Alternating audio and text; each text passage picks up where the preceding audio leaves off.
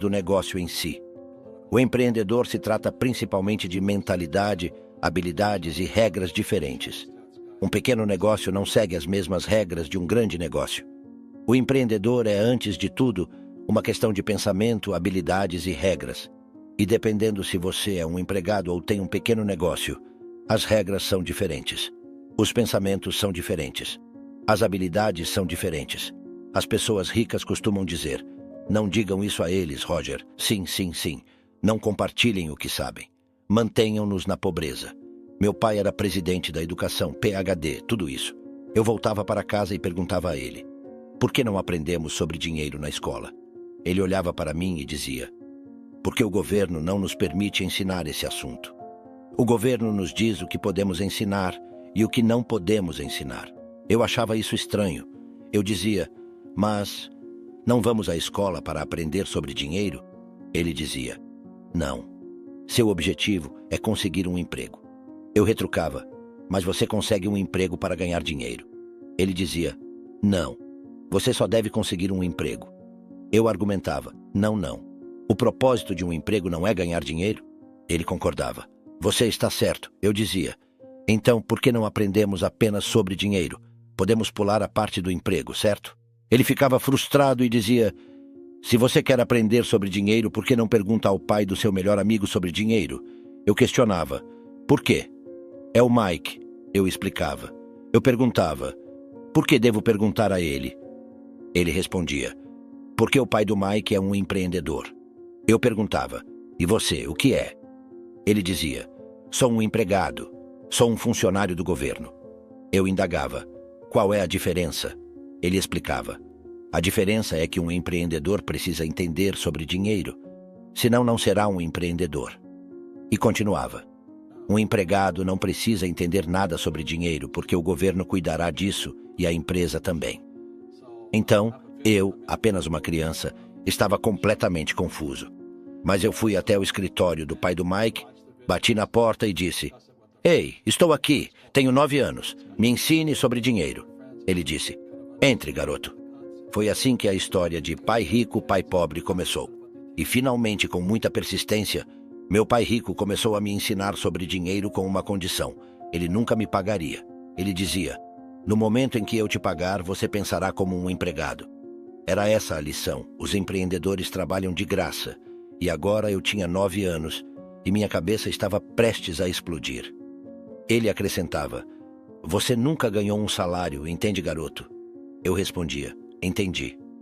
Ele concluía: bem, como eu ganho dinheiro? Era isso que os empreendedores descobrem. Eu perguntava: e como eu aprendo sobre dinheiro? Ele respondia brincando com um jogo de monopólio. Então, eu trabalhava de graça, pegava os sapatos do monopólio, cuidava dos hotéis e restaurantes, fazia tarefas simples e, à medida que crescia, comecei a aprender sobre negócios, marketing e investimentos como um aprendiz. Ele me ensinava sobre dinheiro, mas a maneira como fazia isso era jogando monopólio. Finalmente, quando cresci, perguntei: quando você vai me ensinar sobre dinheiro? Ele retrucou: o que você acha que estamos fazendo? Estamos jogando monopólio. Então essa foi a forma como ele me ensinou sobre dinheiro. Ele disse: o que você acha que estamos fazendo? Eu respondi: não sei, estou aprendendo sobre dinheiro. Então ele continuou: veja, existe uma fórmula para alcançar grande sucesso financeiro, e milhares delas foram desenvolvidas ao longo do tempo. Uma das melhores fórmulas foi encontrada no jogo de monopólio e ainda é válida hoje. 4 casas verdes, um hotel verde. Eu perguntei: apenas isso? Ele explicou: sim, uma das melhores maneiras de acumular riqueza considerável é aplicar os princípios do monopólio na vida real. 4 casas verdes, um hotel verde. Eu disse: entendi. Mas o que isso significa? Ele respondeu: o que você acha que estou fazendo? Eu admiti: eu não sei.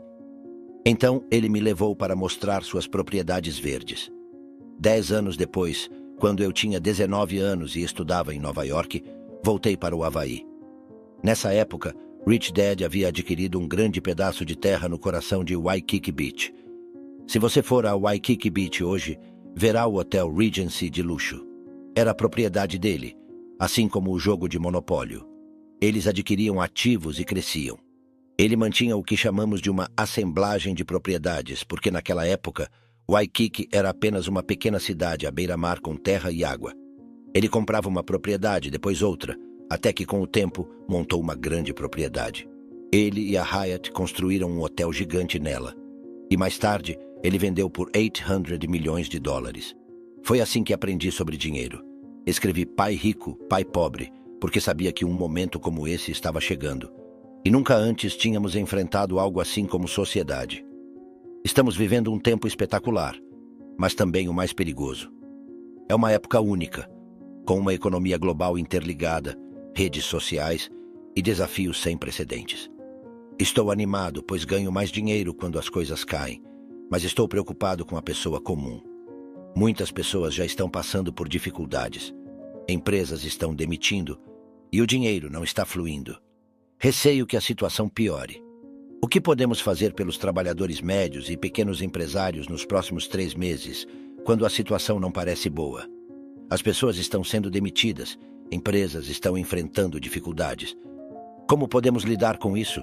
A dívida está aumentando a cada dia e o governo está imprimindo dinheiro em uma escala massiva para manter o sistema funcionando. Nossos salários estão perdendo valor e isso é uma tendência que continuará. Precisamos de educação financeira, uma verdadeira transformação financeira, para enfrentar esses desafios. A metamorfose é a chave. Devemos evoluir e nos adaptar, como um gato se transformando em uma águia. Se você está lutando financeiramente, pense em si mesmo como um pequeno gato. A crise é o seu casulo. A questão é como você vai emergir dela. Você pode se tornar uma vítima e culpar os outros, ou pode aproveitar a situação como uma oportunidade de crescimento e transformação. Essa crise pode ser a melhor coisa que já aconteceu com você, tanto em termos financeiros quanto em termos de saúde. Devemos escolher nos tornar mais saudáveis e mais ricos, em vez de nos desesperarmos. A mudança está dentro de nós, em nossa mentalidade, atitude e ações. Para aqueles que desejam dar o salto e se tornar empreendedores, minha mensagem é a mesma que recebi. Lembro-me claramente do meu último empreendimento. A jornada pode ser desafiadora, mas é uma oportunidade incrível para aprender e crescer. A perseverança e a busca de conhecimento financeiro são fundamentais. Transforme-se de um pequeno gato em uma águia e aproveite as oportunidades que a vida oferece. Foi um dos dias mais desafiadores e recompensadores da minha vida. Eu estava em Porto Rico trabalhando na Xerox, quando meu chefe me deu uma oportunidade única. Não era apenas um trabalho, era um bônus substancial, cerca de 30 mil dólares. No entanto, havia um problema significativo. Era uma armadilha fiscal. Fiquei animado com a perspectiva, mas também estava apreensivo. Foi nesse momento que um colega chamado John se aproximou de mim e disse: "Você vai voltar." Fiquei intrigado e perguntei por quê. Ele explicou que eu iria falhar. Eu olhei para ele com surpresa e, usando algumas palavras fortes, questionei a sua afirmação, pois ele mesmo havia deixado a Xerox, falhado e retornado. Minha resposta foi clara: "Você falhou e voltou, mas eu vou falhar e nunca retornarei." Essa atitude exemplifica a diferença de mentalidade. Se você entra em algo pensando que, se falhar, poderá simplesmente voltar para casa com seus pais, é exatamente isso que você fará. No entanto, quando você se compromete a enfrentar o fracasso e não olhar para trás, é quando você se torna um empreendedor. Eu mesmo não tinha dinheiro naquela época e não recebia um salário regular por anos. Minha mãe me encorajou a seguir esse caminho, acreditando que quando você não tem um salário, você se torna mais criativo e inteligente. Essa é uma prova de caráter. A questão é: você se tornará desonesto, um ladrão ou um ser humano melhor? Ser um empreendedor revela quem você é quando está diante de desafios. Devemos sempre pensar no quadro geral. Muitas pessoas se preocupam apenas com o que vai acontecer com elas, mas é importante entender que quando algo ruim acontece, algo bom também pode surgir. A chave é estar preparado para o que está por vir. É como verificar a data de validade em um cartão